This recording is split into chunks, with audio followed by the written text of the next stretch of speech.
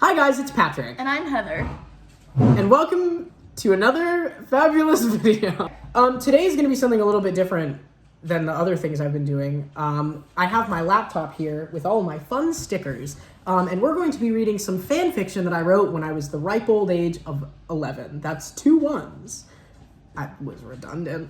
If you don't know, the Les Mis movie came out in 2012. Now I know I've already made a video about this. When I saw the Les Mis movie in theaters, I was 10 years old. And if you know me personally, which I would say all of you do if you're watching this, you know that I have the tendency to really get an obsession with whatever I'm interested in. I got super into Les Mis, and I ran a fan account on Instagram, and this is what I posted on Instagram. I would post it chapter by chapter. It's called A Dagger in Me. This is about, I don't know how familiar all of you are with Les Mis. Read the Wikipedia article, it's great. Watch the movie.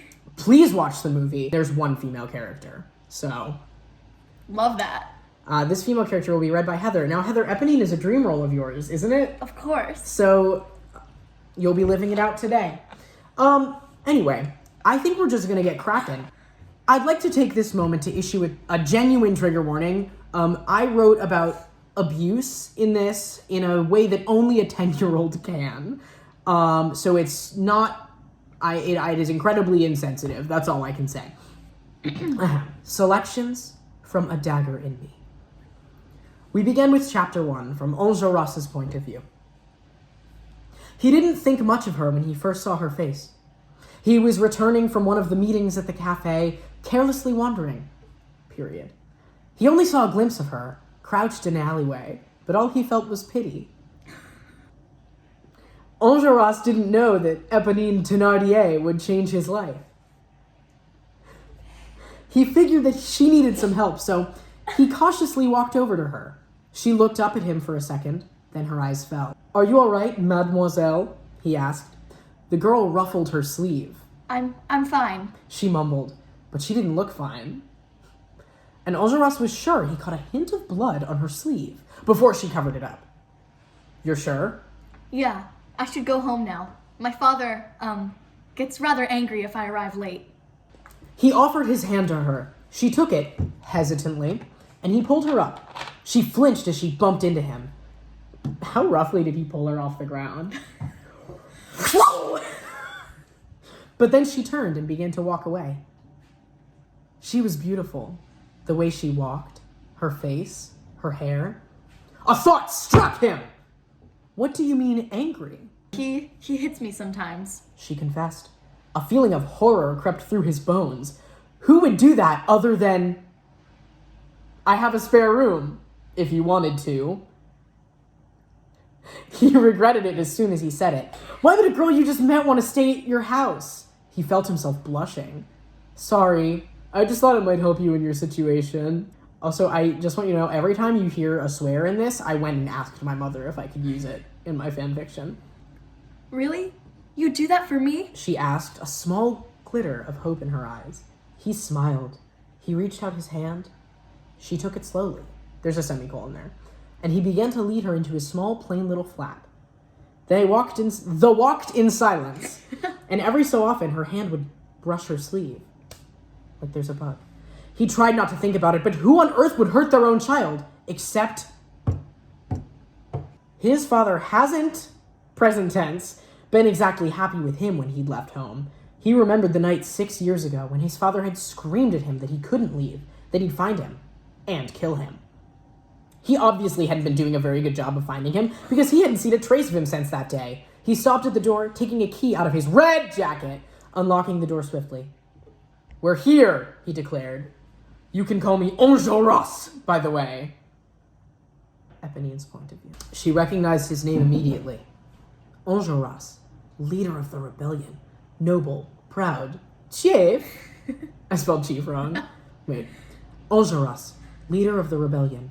Noble, proud, chief of the students who would barricade the streets. The fact that he would even look twice at her made her flinch. I'm Eponine.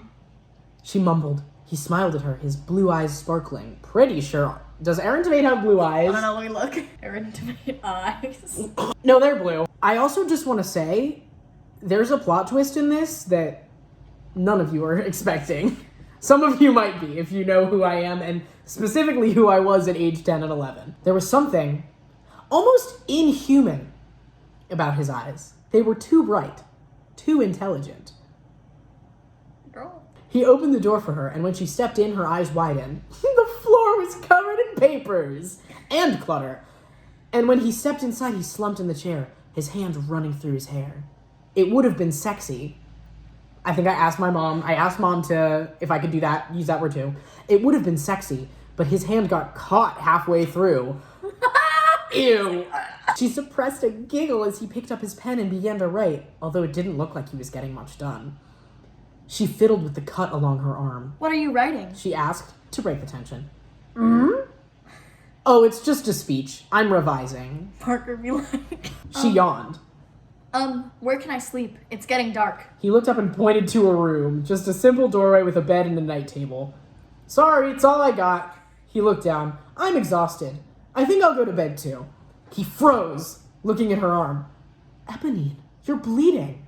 It's nothing. She replied, covering up her arm. Let me see! She hesitantly held out her arm and lifted up the sleeve, revealing a long, jagged gash from her elbow to just above her wrist. He gasped in horror, and she looked down in shame. Who did this to you? He asked, his voice... Oh, sorry. Who did this to you? He asked, his voice almost sounding like a growl. My father. Her voice seemed a lot smaller now, as though she had lost it for a long period of time. His fists clenched. How did she end up with a perfectly long gash Also, down why her did he arm? ask? She literally said. I know. Like 1 page ago. My friend Jolie like this! My friend Jolie is a doctor. He needs to see it. She shook her head violently. She had never liked doctors. Why? Enjolras sighed. Could I at least bandage it? She nodded, and he disappeared into the small kitchen, emerging with a damp rag and some cloth. He sat down next to her, gently taking her arm and wrapping it in a bandage, cleaning off some of the blood. Eventually, when he finished, the pain began to subside. It feels a little bit better now. Thanks. She said. I'm gonna go to bed. He smiled. Yeah, me too. She got up and walked into the little room, grateful for the soft bed and the clean sheets. She lay down quietly and fell into a deep sleep, for once not worrying about her parents or her finances or her troubles. I don't know what's going on with this. I'm already confused. Imagine how the people who haven't seen Les Mis feel. Okay, this is the last bit of chapter 1. Enjolras waited to go to bed until Eponine had fallen asleep in her room. This is where the plot twist comes in. Enjolras waited to go to bed until Eponine had fallen asleep in her room. Luckily, that didn't take very long. He stood up wearily, taking off his jacket and hanging it on the chair. He lay down on his bed, and in one swift movement, he was a wolf. He closed his eyes, the only part of his appearance that didn't change, and sleep crashed over him in a suffocating black tidal wave. Let me say, there's a lot to unpack. Why does he still have human eyes? He really do be like... We're skipping a little bit through chapter 2. Basically what happens is, like, they wake up, he's late for a meeting, so he just doesn't go. Which, for the record, is the most out-of-character move I could have given for this character. And then Eponine, like, goes into his house, and there's literally no food in his kitchen. She opens all his cabinets, and there's nothing. And so she goes to get food. Enjolras couldn't help smiling. He sat down at the kitchen table to continue his speech, although he was still having writer's block. Why does he smile? He's like... I can't think of anything. He was still tired, but he had to keep writing. He moved the pen one more time. Before promptly falling asleep in a very unflattering position. He really went... Oh! So there he was, lying face down on his paper. Oh, look at that. It's literally turning red. I'm gonna have a bruise for the rest of the video. Because you went... I wanted to act it out. I'm committed to my role. He lay there for an hour, but awoke quickly as he heard footsteps coming upstairs. He drowsily raised his head as Eponine opened the door with a bag of fruit. She looked shaken and was trembling slightly as she set it down on the table. She sat down in the chair next to him. Eponine? He mumbled, still half asleep. Are you all right? Yeah. She answered quickly. I'm fine. Enjolras knew something had happened. Please tell me. I saw my father. She whispered, tears beginning to flow down her face. She sobbed and hugged him suddenly, causing him to jump in surprise. He slowly hugged her back, and he let her stay there for a minute, crying into his shoulder before he pulled away slowly. What happened? He whispered. He said that I had to come home. He hit me a few times. Wait, like in the store? Oh my god. I promise you're safe now. Are you bleeding? Did he hit you hard enough that anything broke? This is such a weird shift immediately. Enjolras. She pressed a finger to his lips. I'm fine. What? Here's a completely out of context time skip. I'm not skipping anything. This is how the writing goes. Enjolras looked at the list in his hand. It had been 3 days since the incident when Eponine had seen her father, and Enjolras was looking for some place he could buy ink. Is there correlation between those two? He'd used it up in writing. Eponine was with him. She'd insisted coming. He turned around to tap... We get another character here! He turned around to a tap on his shoulder. Enjolras, how have you been? Courfeyrac? He looked at his friend, who was smiling warmly. I'm all right. I'm helping a friend. Friend? I hope you're not letting anyone stay at your house, especially if they're going to be there for a long time. Enjolras rolled his eyes. They won't be there for the full moon. It's in 2.5 weeks. He nodded, and Courfeyrac smiled. He walked away quickly. Enjolras sighed. He needed to find Eponine. It was getting dark. I lost her. She's gone. He found her sitting on a bench, looking out at the streets. No, looking out on the streets. Dark hair flowed in the wind, her eyes flickering across the people walking by. Ep. Ep. Ep, he said. That's E-P, period. Could I meet your father? She looked him in awe. You'd want to meet him? But he's so horrible. She sighed. I think I can set things right. Hopefully without violence, he said. Really? She asked. You'd do that for me? Of course, he said. She smiled sheepishly. Can you take me there? Okay, if you really think that it'll help. She took his hand, leading him down the narrow streets. Eventually, they came to a run-down-looking little inn. By this time, it was almost dark, so whoever was staying in the inn had settled down. Eponine's posture changed entirely. She seemed to crouch down, her eyes falling. A man staggered out of one of the rooms. Eponine! I told you to come home! He pushed right past Enjolras and slapped Eponine hard, and she winced. Hey! Sorry. Hey! He growled. Don't touch her! I can do what I want! She's my daughter! He growled, and in human sound. Eponine looked up, startled. You call yourself her father? He hissed. The man swung his fist, hitting Enjolras square in the jaw. He gasped, but turned around. He was too late. The man pushed him against the wall, punching him in the nose. He kicked frantically. Like repeatedly. He kicked frantically, and finally punched him in the chest. He whipped back, advancing towards Eponine. Why did you bring him here? Her father hissed. Enjolras was running out of ideas. He took off his jacket and tossed it to the floor. He needed time to do the only thing left to do. He ran up the stairs, the change thrumming in his heart. His hands turned into paws. His face elongated into a muzzle, and he fell onto 4 legs. At least Eponine didn't see him change. Then, a blonde wolf erupted from the staircase. So it's just a regular wolf with like a wing. I'm gonna just put, this is the art that I drew of him here at age 10, and then I also redrew that picture the other day.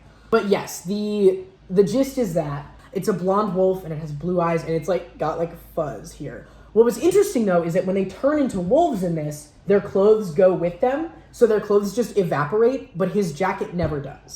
Chapter 3. Enjolras saw Eponine's eyes widen in disbelief. The glimmer of hope that she might have... How do you spell disbelief? Oh, yeah. Disbelief. Enjolras saw Eponine's eyes widen in disbelief. The glimmer of hope that she might have thought he was just a dog wearing a cravat and a cockade complete disappeared as he landed squarely in front of her, teeth bared. His back right leg spiked with pain. He turned to look at her, and when he saw her face, he wished he hadn't. She was horrified and scared, and it showed in her brown eyes. He raised his head. I'm sorry. She looked slightly more terrified than he could speak. He leaped at her father, pinning him to the ground. Don't hurt her. Is that clear? He snarled, making sure that he got the message across without hurting him. Oh, that's you. Stop! Eponina's scream broke his heart because she was afraid of him. One of the only friendly humans he had met. And she thought he was a monster. Yeah. He stepped off of her father's shoulders, returning to her side. She flinched and ran upstairs, slamming the door as she disappeared into a room. Her father staggered away into another room, leaving him alone. So now are they all in one? They're all just in different rooms. So this conflict lasts for about 30 seconds, and then they're fine. He, like, goes up and, like, knocks on her door, and is like, I'm so sorry. And she's like, go away. And then he, like, goes in, and he's like, could you ever love a monster like me? And she's like, I don't know. And then she, like, falls asleep, and he says, I love you. I just want to go back and emphasize... How fast does she fall asleep? Very fast. But they've known each other for 3 days. This is the end of the 3rd day. Maybe the 4th.